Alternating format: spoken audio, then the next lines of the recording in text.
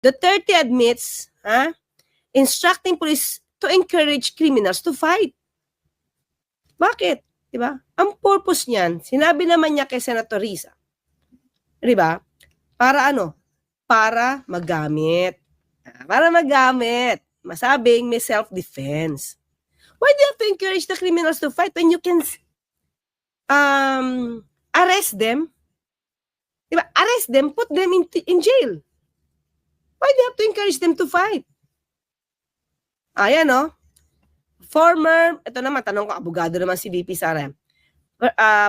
President Rodrigo Duterte naman admitted before a Senate subcommittee that he has instructed police officials to encourage criminals to fight so they would have a reason to kill them. Tama ba yan? So, kaya minsan, pag ganito yung sinasabi ni VP Sara, para kasing bubuelta sa kanya kasi sa mga ginawa. Tatay niya, ginawa ng mga tao nila, na na-tolerate. Actually, hindi na tinolerate. In-encourage pa nga eh.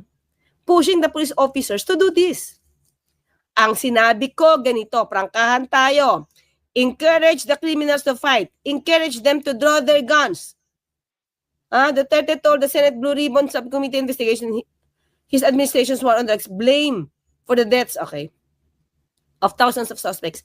Pag lumaban, patayin nyo para matapos ng problema ko sa syudad ko. Nung nag-presidente ako, ganun din. Ganun rin ang command conference. So, yun pa rin, di ba? Yun pa rin ang ginawa. So, may death squad siya. Duterte described the